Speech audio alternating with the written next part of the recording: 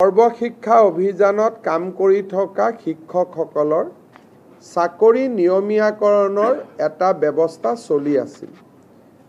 ৰাজ্যৰ এডভোকেট জেনেৰেলে আমাক এটা অপিনিয়ন দিলে যে চৰকাৰে উচ্চতম ন্যায়ালয়ৰ উমা দেৱী গোচৰৰ পৰিপ্ৰেক্ষিতত কাৰো চাকৰি নিয়মীয়াকৰণ কৰিব নোৱাৰে। কেবিনেটৰ এই পাৱাৰ উচ্চতম ন্যায়ালয়ে প্ৰত্যাহাৰ কৰিছে। তাৰ পৰিপ্ৰেক্ষিতত আমি কাৰো চাকৰি নিয়মীয়াকৰণ কৰিব নোৱাৰোঁ। কিন্তু সৰ্বশিক্ষা অভিযানত কাম কৰি থকা শিক্ষকসকলক যাতে আমি সকাহ দিব পাৰোঁ, তাৰ বাবে আজি কেবিনেটে ৩৫,০০০ নতুন শিক্ষকৰ পদ চৰকাৰত সৃষ্টি কৰি SSৰ শিক্ষকসকলৰ বাবে এটা স্পেচিয়েল ৰিক্ৰুটমেণ্ট ড্ৰাইভ কৰিব খুজিছে। অৰ্থাৎ এই বিশেষ ৩৫,০০০ পোষ্টত অকল SSত কাম কৰি থকা শিক্ষকসকলেহে আবেদন কৰিব পাৰিব আৰু বাকী নিয়মীয়া যিবিলাক পোষ্ট তাত ফ্ৰেছ কেণ্ডিডেটবিলাকে আবেদন কৰিব পাৰিব। এই ৩৫,০০০ শিক্ষকে SSৰ পৰা আহি চৰকাৰত সোমোৱাৰ লগে লগে সৰ্বশিক্ষা অভিযানত ৩৫,০০০ পোষ্ট বিলুপ্তি হ'ব। অৰ্থাৎ সৰ্বশিক্ষা অভিযানৰ ৩৫,০০০ শিক্ষকে স্পেচিয়েল ৰিক্ৰুটমেণ্টৰ বাবে চৰকাৰত আবেদন কৰিব। চৰকাৰে তেওঁলোকৰ কাগজ পত্ৰ চোৱাৰ পিছত তেওঁলোকক নিয়োগৰ সুবিধা কৰি দিব চৰকাৰত, য'ত NPS পাব, চৰকাৰৰ পে স্কেল পাব, ইনক্ৰিমেণ্ট পাব, গোটেইবোৰ পাব। কিন্তু এইখিনি হৈ উঠাৰ পিছত সৰ্বশিক্ষা অভিযানত পূৰ্বতে কাম কৰি থকা তেওঁলোকৰ পদসমূহ বিলুপ্তি হৈ যাব। অৰ্থাৎ আমি ৰেগুলাৰাইজেশ্যন কৰিব নোৱাৰাৰ বাবে আমি স্পেচিয়েল ৰিক্ৰুটমেণ্ট ড্ৰাইভ সৰ্বশিক্ষা অভিযানৰ শিক্ষকসকলৰ বাবে কৰিব খুজিছোঁ। আৰু ইয়াৰ ফলত মই ভাবোঁ যে অহা ৪-৫ মাহৰ ভিতৰতে সৰ্বশিক্ষা অভিযানৰ প্ৰতিগৰাকী শিক্ষকেই চৰকাৰত নিযুক্তি পোৱাৰ সম্ভাৱনা মুকলি হ'ব। আজিও তেওঁলোকে ৰেগুলাৰ ৰিক্ৰুটমেণ্ট ড্ৰাইভত কিছুমান তেওঁলোকে ৰেগুলাৰাইজ হৈ থাকে, কিন্তু এইটো তেওঁলোকৰ কাৰণে হোলচেল কৰা হ'ব। সেইকাৰণে আমাৰ ৩৫,০০০ শিক্ষকে চৰকাৰত সোমাবলৈ এটা সুবিধা পাব। আমাৰ বিভিন্ন সংবাদ মাধ্যমত সাধাৰণতে এটা অভিযোগ উঠা যায় যে আমাৰ পৰিবহণ আৰু ট্ৰেফিকৰ পুলিচসকলে সৰু সৰু অটো ৰিক্সা চালক আদিক ফাইন আদিৰ কাৰণে দিগদাৰি কৰে বা আমনি কৰে। তাৰ ফলত দুখীয়া মানুহখিনিৰ কষ্ট হয়। আজি কেবিনেটত আমি দুটা সিদ্ধান্ত লৈছোঁ যে বাইকৰ আৰোহীক, টু হুইলাৰক এক্সেপ্ট হেলমেট আন কোনো কথাত ফাইন কৰিব নোৱাৰিব। অকল হেলমেট নিপিন্ধিলে ফাইন হ'ব, বাকী আৰু কাগজ নাই, পত্ৰ নাই, এইবিলাকত যিটো ফাইন কৰে সেই ফাইনটো আৰু এতিয়াৰ পৰা নকৰিব। যদি কাৰোবাৰ কাগজ নাই তেতিয়া তেওঁলোকক নটিচ দিব, তেওঁলোকে কাগজ ঠিক কৰিব, কিন্তু ফাইন নলয় গভৰ্ণমেণ্টে। তাৰ এটা SOP ট্ৰান্সপৰ্ট ডিপাৰ্টমেণ্টে ৰিলিজ কৰিব। দ্বিতীয়তে অটো ৰিক্সা, যিকোনো 3 হুইলাৰ, তিনিচকীয়া যুক্ত গাড়ীক 4 বাৰকৈ তেওঁলোকে ৰিপিটেড অপৰাধ নকৰালৈকে তেওঁলোকৰ পৰা কোনো ফাইন নোলোৱাৰ সিদ্ধান্ত লৈছে। তাৰমানে এজন অটো ৰিক্সা বা এটা ই-ৰিক্সা বা এজন ৰিক্সা চালকে 4টা ফাইন কৰাৰ পিছতহে 5 নম্বৰ বাৰতহে তেওঁলোকৰ পৰা ফাইন ল'ব পাৰিব। 4 বাৰ আমি তেওঁলোকক ৱাৰ্ণিং দিম। 4 বাৰ ৱাৰ্ণিং দিয়াৰ পিছতো যদি তেওঁলোকৰ ভুলটো তেওঁলোকে কৰিয়ে থাকে, তেতিয়াহ'লে 5 নম্বৰ বাৰতহে তেওঁলোকৰ পৰা ফাইন লোৱা যাব। আৰু তেনেকৈ মটৰ চাইকেল, স্কুটাৰ, স্কুটি আদিৰ পৰা এটাতে খালি ফাইন লোৱা যাব হেলমেট নিপিন্ধিলে। বাকী আন কথাত আমি তেওঁলোকৰ পৰা ফাইন নলওঁ। ইয়াৰ ওপৰত ট্ৰেন্সপোৰ্ট ডিপাৰ্টমেণ্টক নিৰ্দেশ দিয়া হৈছে যে আপোনালোকে এটা SOP বনাই অহা 15 দিনৰ ভিতৰত আপোনালোকে প্ৰকাশ কৰক যাতে অটো ৰিক্সা, ৰিক্সা, ই-ৰিক্সা এওঁলোকে যাতে ফাইন আদিৰ পৰা ৰক্ষা কৰিব খোজে। আমি এনে হিচাপ কৰি চাইছিলোঁ যে ইয়াত ফাইনৰ নামত চৰকাৰে যোৱা গোটেই 3 বছৰত 6-7 কোটি টকাও পোৱা নাই। গতিকে 6-7 কোটি টকাৰ কাৰণে আমি মানুহক হুলস্থুল কৰি থকাৰ কোনো অৰ্থ নাই। কিন্তু তেওঁলোকে যদি ভুল কৰি থাকে তেওঁলোকৰ আমি বেলেগ ধৰণৰ আন ব্যৱস্থা ল'ব পাৰিম। টকা লোৱাৰ পৰিৱৰ্তে আন যি এক্টত আছে আন আমি আইনী ব্যৱস্থা ল'ব পাৰিম। কিন্তু ফাইনটো নোলোৱাকৈ বেলেগ ব্যৱস্থাবিলাক আমি ল'ম, ফাইনটোলৈকে আমি নাযাওঁ, যাতে মানুহৰ মাজত ধাৰণা নহয় যে চৰকাৰে বিভিন্ন টকা পইচা এই দুখীয়া মানুহবিলাকৰ পৰা সংগ্ৰহ কৰি আছে। কেবিনেটত যিটো দুটাই ডাঙৰ সিদ্ধান্ত আছিল, এক প্ৰকাৰ ক'ব গ'লে সৰ্বশিক্ষাৰ শিক্ষকসকলৰ বাবে স্পেচিয়েল ৰিক্ৰুটমেণ্ট আৰু ফাইনৰ ক্ষেত্ৰত আজি আমি বহুখিনি শিথিল কৰাৰ যিটো ব্যৱস্থা, এই দুটা ব্যৱস্থা। নলবাৰীৰ কাৰণে আমি কেইটামান আজি সিদ্ধান্ত লৈছোঁ, আপোনালোকক জনাব খুজিছোঁ। নলবাৰীত প্ৰায় 350 OBC শিক্ষক আছে। তেওঁলোকৰ নামত OBC, কিন্তু তেওঁলোকৰ চাকৰি নিযুক্তিটো ইলিগেল ইৰেগুলাৰ হোৱাৰ কাৰণে তেওঁলোকে চাকৰিও কৰিব নোৱাৰিলে, দৰমহাও পাব নোৱাৰিলে আৰু তেওঁলোক দুখ আৰু কষ্টৰ মাজত আছে। আমি CM ট্ৰিপুলে য'ত চৰকাৰে 2 লাখ টকালৈকে 1 লাখ টকা ৰাজ সাহায্য, 1 লাখ টকা লোন দিয়ে, এই আঁচনিখনৰ অধীনত আমি নলবাৰীৰ এই 344 জন ব্যক্তিক আনিবৰ বাবে আমি সিদ্ধান্ত লৈছোঁ। তেওঁলোকে এই বছৰৰ ভিতৰতে 30 ছেপ্টেম্বৰত এই পুঁজি আমি বিতৰণ কৰাৰ সিদ্ধান্ত লৈছোঁ। গতিকে 30 ছেপ্টেম্বৰত নলবাৰীৰ এই ব্যক্তিসকলে চৰকাৰৰ পৰা এটা আৰ্থিক সাহায্য লাভ কৰিবলৈ সক্ষম হ'ব। 347 যিখিনি ফৰেনচিক হৈছিলে পেকেজ বুলি নহয়, CM ট্ৰিপুলে মুখ্যমন্ত্ৰীৰ আত্মনিৰ্ভৰ অসম আঁচনিত তেওঁলোকক অন্তৰ্ভুক্ত কৰা হ'ব। ফলত তেওঁলোকে 2 লাখ টকা লাভ কৰিব, 1 লাখ টকা লোন হ'ব, 1 লাখ টকা গ্ৰাণ্ট হ'ব। দ্বিতীয়তে, নলবাৰীৰ জিলাৰ 4টা উল্লেখযোগ্য ধৰ্মীয় অনুষ্ঠান, বিল্লেশ্বৰ মন্দিৰ, বালিলেচাৰ কালী মন্দিৰ, বাঘেশ্বৰী মন্দিৰ আৰু হৰি মন্দিৰত আমি 3 কোটিকৈ সৰ্বমুঠ 12 কোটি টকা আৰ্থিক অনুদান দিয়াৰ বাবে আমি সিদ্ধান্ত লৈছোঁ, যাতে এই গোটেই 4টা মন্দিৰ 100 বছৰতকৈ অধিক পুৰণি, ইয়াক যাতে ধৰ্মীয় পৰ্যটন ক্ষেত্ৰলৈ ৰূপান্তৰ কৰিব পাৰি। নলবাৰী জিলাত আমি এটা কনভেনশ্যন চেণ্টাৰ আৰু এটা নতুন আৱৰ্ত ভৱন নিৰ্মাণ কৰাৰ বাবে আমি সিদ্ধান্ত লৈছোঁ। এটা নতুন কনভেনশ্যন চেণ্টাৰ হ'ব আৰু এটা নতুন আৱৰ্ত ভৱন হ'ব। নলবাৰীৰ মহেন্দ্ৰ নাৰায়ণ চৌধুৰী মহাবিদ্যালয়ত আমি মহিলা মহাবিদ্যালয়ত আমি বিজ্ঞান শাখা প্ৰৱৰ্তনৰ বাবে সিদ্ধান্ত লৈছোঁ, যাতে নাৰী শিক্ষা আগবাঢ়িব পাৰে। দ্বিতীয়তে, আপোনালোকে জানে যে নলবাৰীত বৰক্ষেত্ৰীত MSDPৰ অধীনত এখন স্কুল বনাই থকা হৈছিল, প্ৰায় 32 কোটি টকা খৰচ কৰি। স্থানীয় ৰাইজে ক'লে যে স্কুলৰ ৰেচিডেন্সিয়েল স্কুলৰ তাত প্ৰয়োজনীয়তা কম আছে, গতিকে তাত এখন কলেজ দিব লাগে। গতিকে চৰকাৰে তৎকালীনভাৱে প্ৰযোজ্য হোৱাতকৈ বৰক্ষেত্ৰীৰ মুকালমুৱা যিখন MSDPত আমি ৰেচিডেন্সিয়েল স্কুল বনাইছিলোঁ, তাত এখন আমি ডিগ্ৰী কলেজ অনুমোদনৰ বাবে আমি সিদ্ধান্ত লৈছোঁ।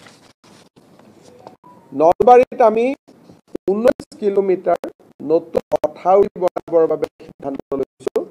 সেইটো হ'ল মৰা পাগলাদিয়া আৰু বুঢ়াদিয়া নদীত আমি 16 কিলোমিটাৰ নতুন মথাউৰি বনাম, যাতে নলবাৰী জিলা বানপানীৰ পৰা ৰক্ষা কৰিব পাৰে। কাৰণ নলবাৰীত আমি যোৱা ৩-৪ বছৰ বানপানীত চাব আহোঁতে দেখিছোঁ ইয়াত মথাউৰি ভঙা নাই, কিন্তু মথাউৰি নথকা ছেকশ্যন যদি পানী সোমাই যায়, সেইকাৰণে আমি মৰা পাগলাদিয়া আৰু বুঢ়াদিয়া নদীত প্ৰায় 16 কিলোমিটাৰ আমি নতুন মথাউৰি বনাব খুজিছোঁ আৰু 16 কিলোমিটাৰ হ'ল মৰা পাগলাদিয়া বুঢ়াদিয়া নদীত। এইটো হ'ল আমাৰ নলবাৰী সমষ্টিত পৰাটো, নলবাৰী আৰু বিশেষকৈ টিহুত, আৰু বৰক্ষেত্ৰীটো বুঢ়াদিয়াৰ ওপৰত আমি 3 কিলোমিটাৰ বনাব খুজিছোঁ। টিহুত হ'ল 16 কিলোমিটাৰ, তাতে মৰা পাগলাদিয়াও থাকিলে, বুঢ়াদিয়াও থাকিলে, আৰু বৰক্ষেত্ৰীলৈকে যিটো বুঢ়াদিয়া নদী আগবাঢ়ি গৈছে তাতো আমি 3 কিলোমিটাৰ নতুনকৈ আমি মথাউৰি বনাব সিদ্ধান্ত লৈছোঁ। বৰ্তমান এইটো খোলা অংশ আছিলে, খোলা অংশৰ ওপৰত আমি মথাউৰি বনাবৰ বাবে সিদ্ধান্ত লৈছোঁ। তাৰ ফলত এই অঞ্চলৰ ৰাইজৰ বানপানীৰ পৰা তেওঁলোকে ৰক্ষা পাবৰ বাবে সক্ষম হ'ব। নলবাৰী মেডিকেল কলেজলৈকে যাবৰ বাবে হাইৱেৰ পৰা এখন আমি উৰণীয়া সেতু বনাবৰ বাবে সিদ্ধান্ত লৈছোঁ, যাতে যিটো তাতে অলপ এক্সিডেণ্ট স্পট এটা বনি আছে, আমি যাতে ফ্লাইঅভাৰ এখন বনাই হাইৱেৰ পৰা আমি বিশ্বকৰ্মা পথত যাতে আমি গৈ অৱতীৰ্ণ হ'ব পাৰোঁ ঘগ্ৰাপাৰৰ ফালে।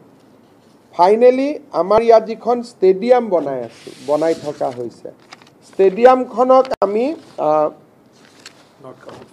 নৰ্থ কামৰূপ ষ্টেডিয়াম আৰু গৰ্ডন স্কুলৰ 2খন ফিল্ডক লগাই আমি নলবাৰীত এখন আটকধুনীয়া ক্ৰীড়া ষ্টেডিয়াম আমি বনাবৰ বাবে সিদ্ধান্ত লৈছোঁ। আৰু এইটো PWD ডিপাৰ্টমেণ্টে গ্ল'বেল হেডৰ পৰা কৰিব, যাতে ধনৰ অসুবিধা নহয়। আপোনালোকে জানে যে L&Tৰ লগত লগ লাগি আমি ধমধমাত খুব ডাঙৰ স্কিল চেণ্টাৰ এটা কৰিব গৈ আছোঁ, তাৰো আজি কেবিনেটে অনুমোদন জনায়, যিটো এখন ভাল স্কিল চেণ্টাৰ এটা হ'ব আৰু খুব ষ্টেট অফ আৰ্ট এটা স্কিল চেণ্টাৰ আমি ধমধমাত নিৰ্মাণ কৰিম, বা নিৰ্মাণ কাম চলি আছে, তাক আজি কেবিনেটে গোটেইখিনি অনুমোদন দিয়ে, আৰু এইটো এটা খুব state of art skill centre হ'ব। এইখিনি আজি নলবাৰীৰ কাৰণে সিদ্ধান্ত লোৱা হ'ল। ৰাজ্যৰ বাবে লোৱা সিদ্ধান্তৰ বিষয়ে আপোনালোকক ক'লোঁ। আপোনালোকে যদি কিবা 2-এটা সুধিব খোজে সুধিব।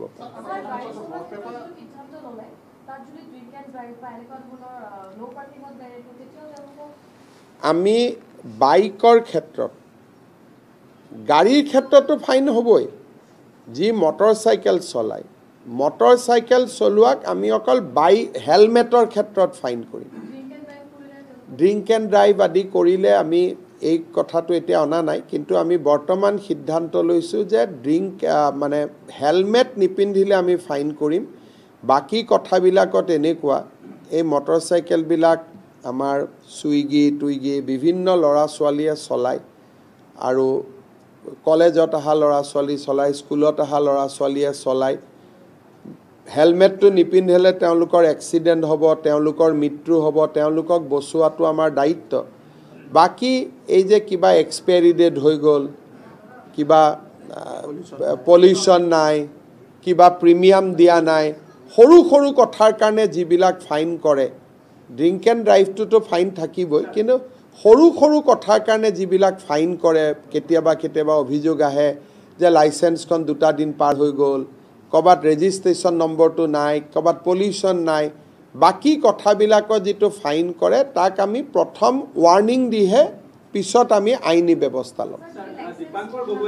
ফাইনৰ ব্যৱস্থাক বাদ দি আইনী ব্যৱস্থাবিলাক থাকিব, খালি টকাটো নলওঁ। বাকী লাইচেন্স কেঞ্চেল, অমুক কেঞ্চেল, যিবিলাক আইনী ব্যৱস্থা সেইবিলাক থাকিবই, খালি ফাইনটো আমি নলওঁ। বাকী আইনী ব্যৱস্থা হ'ব, ফাইনটো নহয়। খালি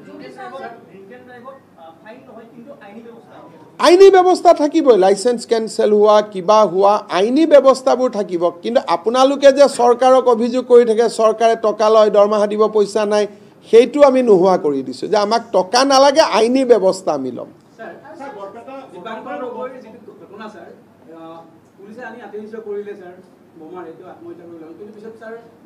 মৃত মানুহক চাৰ্জশ্বিটত নাম নিদিয়ে নহয় এজন মানুহ যেতিয়া মৃত্যু হয় মৃতকক চাৰ্জশ্বিটত নাম দিয়া এইটো ক'ত পালে মৃত ব্যক্তিজন আদালতত আহি হাজিৰ কেনেকৈ হ'ব আইনৰ নিয়ম এজন ব্যক্তি যদি মৃত্যু হয় তেতিয়াহ'লে তেওঁক আৰু কোনো চাৰ্জশ্বিটত তেওঁৰ নাম অনা নাযায়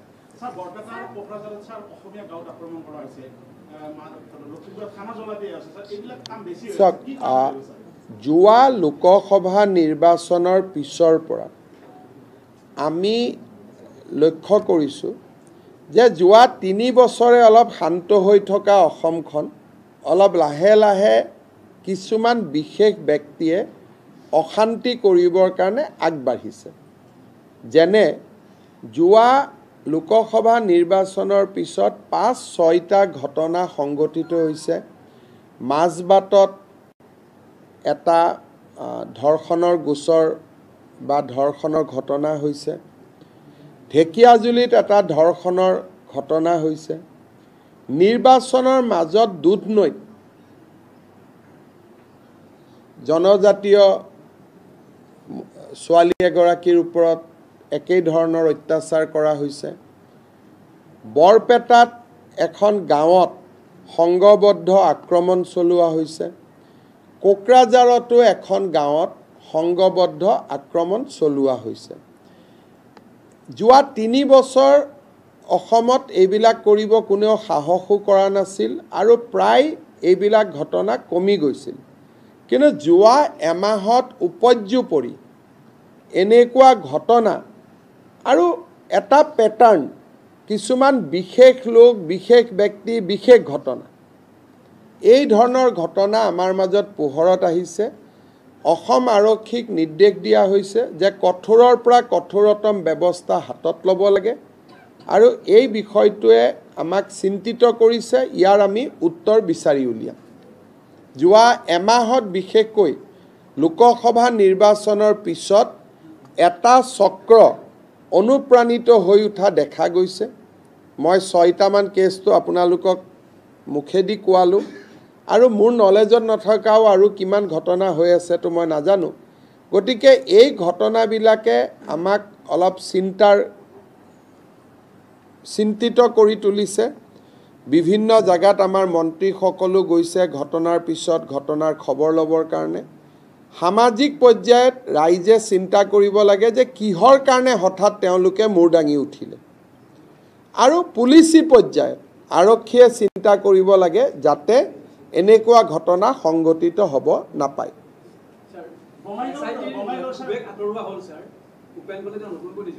কাক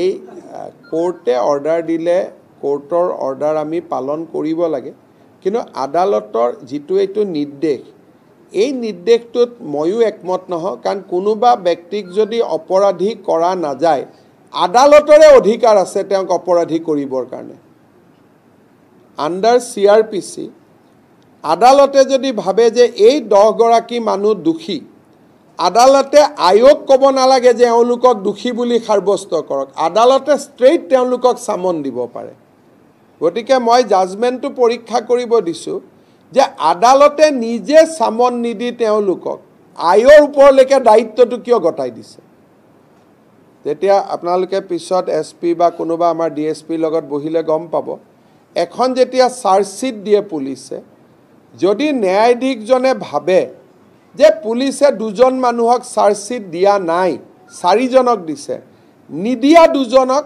পুলিচে নিজেই আদালতে নিজেই সামন দিব পাৰে আমাৰ দেশৰ প্ৰধানমন্ত্ৰী PV নৰসিম্হা ৰাওকো কোৰ্টে সামন দি দিছিলে ডাইৰেক্ট পুলিচে তেওঁক চাৰ্জশ্বিটত নাম দিয়া নাছিলে গতিকে আদালতে নিজৰ দায়িত্বটো নিজে পালন নকৰি আয়োজনক কিয় পালন কৰিব দিলে বা আয়োজনেনো কিয় তেওঁক চাৰ্জশ্বিট নকৰিলে গোটেই বিষয়টো মই অসমৰ মহা অধিবক্তাক চাব দিছোঁ আৰু প্ৰয়োজন অনুসৰি আদালতত যি আছে তাক আমি ক'বৰ কাৰণে আমি চেষ্টা কৰিম আদালতক আমি জনাম যে এইটোতো আপোনাৰে অধিকাৰ আছে গতিকে 10 গৰাকী 12 গৰাকী 15 গৰাকী যি বিষয়াক আপুনি প্ৰাইমা ফেচি অপৰাধী বুলি ভাবে আপুনি তেওঁলোকক সামন দি দিব পাৰে, গোচৰত লৈ আহিব পাৰে।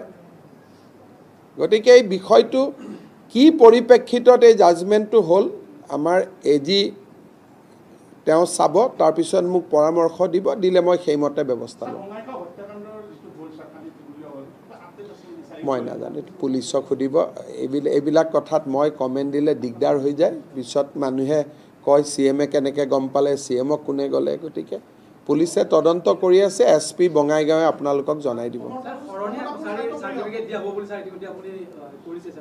শৰণীয়া কছাৰীসকল কছাৰীয়ে, গতিকে তেওঁলোকক আমি চাৰ্টিফিকেট কছাৰী বুলি আবেদন কৰিলেই চাৰ্টিফিকেট পাই থাকিব। যিবিলাক বড়ো কছাৰী মূলৰ জনজাতি, তেওঁলোকে বড়ো কছাৰী বুলি আবেদন কৰিলে চাৰ্টিফিকেট পাই থাকিব। কিন্তু যদি শৰণীয়া বুলি লিখি দিয়ে, শৰণীয়া শব্দটো সংবিধানত নাই, কাৰণ এইটো আমাৰ শংকৰদেৱৰ ধৰ্মত শৰণ লোৱাসকলক বা নাম কীৰ্তনত শৰণ লোৱাসকলক শৰণীয়া বুলি কয়। ই এটা সাংস্কৃতিক শব্দ, আধ্যাত্মিক শব্দ, কিন্তু এথেনিকেলি তেওঁলোক হ'ল কছাৰী। গতিকে কছাৰী বুলি লিখিলে চাৰ্টিফিকেটখন পাই যাব। শৰণীয়া কছাৰীটো শৰণীয়া কছাৰী বুলি ক'লে তেওঁলোকে নাপাব, কাৰণ শৰণীয়া শব্দটো আধ্যাত্মিক আৰু সাংস্কৃতিক শব্দ, এইটো নৃতাত্ত্বিক শব্দ নহয়।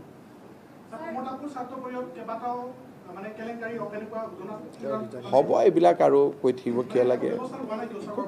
তেওঁ হৈ গৈছে ব্যৱস্থা, আপুনি খবৰ লওক।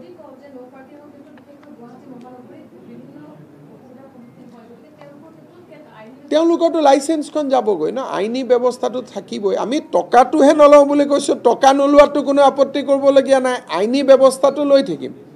কাৰণ টকাটো ল'লেই মানুহে প্ৰশ্ন কৰে যে চৰকাৰৰ টকা নাই কাৰণে টকা লৈছে। আইনী ব্যৱস্থাটো অব্যাহত থাকিব, খালি টকাটো নলওঁ। দুটা এতিয়া উঠে, হেলমেট পিন্ধিব লাগিব। হেলমেটততো ফাইন হ'বই। হেলমেটৰ ক্ষেত্ৰত কোনো ৰেহাই নাই, কাৰণ মানুহৰ এইবাৰ আপোনালোকে চালে দেখিব যে এক্সিডেণ্টৰ কেছ কমি কমি অসমত আহি আছে, আৰু বহুত এক্সিডেণ্ট কমি গৈছে, আৰু বহুত মাক বাপেকে আমাক আশীৰ্বাদ দিছে। গতিকে হেলমেটত ফাইন থাকিবই, হেলমেটৰ ক্ষেত্ৰত ৰেহাই নাই। মই কোনটো ফাইন নলওঁ বুলি কৈছোঁ, এই পলিউশ্যন, কিবা এক্সপায়াৰী, অমুক তমুক, যিবিলাক সৰু সুৰা কথাত এটা এফেক্ট হয়, তেওঁলোকক আইনী ব্যৱস্থা ল'লে হ'ল। ফাইনক বাদ দি আইনী ব্যৱস্থা বহুত আছে। গতিকে ফাইনটো মই নল'ব কৈছোঁ। আৰু ৰিক্সাৱালা, অটো ৰিক্সা, এওঁলোকক মই ফাইন নল'ব কৈছোঁ। 4 বাৰ ৱাৰ্ণিং দিয়াৰ পিছতো যদি নামানে, 5 নম্বৰ বাৰ ফাইন ল'ব। 4 বাৰ আমি ৱাৰ্ণিং দিব খুজিছোঁ। দুখীয়া মানুহ ডাইৰেক্ট টকা দিয়াতকৈ অলপ ৱাৰ্ণিং লৈ পেলাই শিকিলে আৰু আমি কিয় ফাইন দিব লাগে? যদি ন' পাৰ্কিঙত অটো ৰিক্সা এখন পাৰ্কে নকৰে, এবাৰ পাৰ্ক কৰিলে ষ্টেপল মাৰি দিয়ক, দুবাৰ পাৰ্ক কৰিলে আকৌ এবাৰ ষ্টেপল মাৰক, 3 বাৰ পাৰ্ক কৰিলে আৰু এবাৰ ষ্টেপল মাৰক, 4 বাৰ পাৰ্ক কৰিলে আৰু এবাৰ ষ্টেপল মাৰক। 5 নম্বৰ বাৰ যেতিয়া আমি ফাইন কৰিম, তেতিয়া মানুহজনেও গম পাব যে নহয়, চৰকাৰে মোৰ ওপৰত অত্যাচাৰ কৰা নাই, মোক জেনুইনলি ফাইন কৰিছে, মই 4 বাৰ আগত ভুল কৰিছোঁ। গতিকে আমি অকণমান মানুহখিনিক, যাতে যিবোৰ অভিযোগ উঠি থাকে যে DTI লৈ ল'লে, MVI লৈ ল'লে, তাৰ পৰা আমি অলপ ৰেহাই দিব খুজিছোঁ। কিন্তু বেছিক কথাটোত আমি কম্প্ৰমাইজ নকৰোঁ। হেলমেটত আমাৰ কোনো কম্প্ৰমাইজ নাই।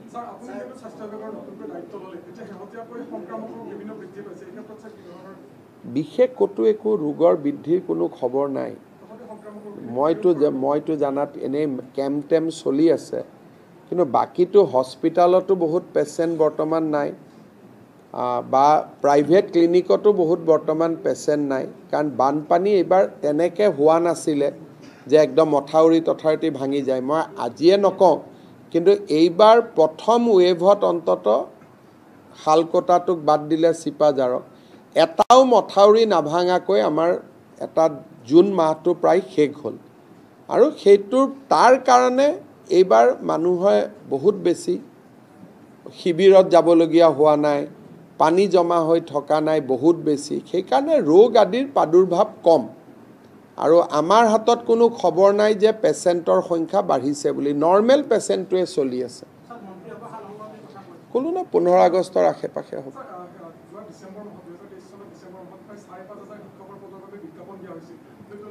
এইবিলাক কোনোবাই ক'লেনো আপোনালোকে কিয় সুধি থাকে কথাবিলাক কোনোবাই হোৱাটছআপ দি থাকিব আপোনালোকে সুধি থাকিব এইটো বহুত লম্বা হৈ যাব এইটো তেওঁলোকে নিজে নিজে সব খবৰ পাই যাব তদন্তটো ওলালে যে ডেড বডিটো তেখেতৰ নহয় সেইটো হাই তাৰ পিছৰখিনি পুলিচে তদন্ত কৰিব এজন পলুৱা মানুহক বিচাৰি আনাটোতো ইমান সহজ নহয় না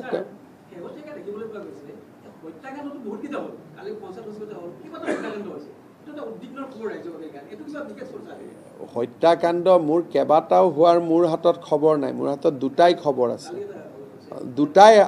দুইটা আমি সমাধান কৰিব পুলিচে আগতেও যিমান হত্যাকাণ্ড হৈছে পুলিচে প্ৰায়বিলাকেই বিচাৰি উলিয়াইছে অলপ সময় লাগে আৰু হত্যাকাৰীজনটো পুলিচৰ কাৰণে ৰেডি হৈ নাথাকে যে পুলিচে ক'লে মই ধৰি লৈ আহিম তিও স্মাৰ্ট হয় হিও পলাই ফুৰিব দেশত যাব বিদেশত যাব গতিকে সময় লাগে কিন্তু আমাৰ অসম পুলিচৰ এটা এতিয়ালৈকে এটা সফলতা যে যিমান চাঞ্চল্যকৰ হত্যাকাণ্ড হৈছে প্ৰতিটো হত্যাকাণ্ডৰে অপৰাধীক বিচাৰি উলিওৱা হৈছে কোৰ্টত চাৰ্জশ্বিটো দিয়া হৈছে যিমান কেইটা কিন্তু এতিয়া এইকেইটাটো একদম ৰিসেন্ট হয়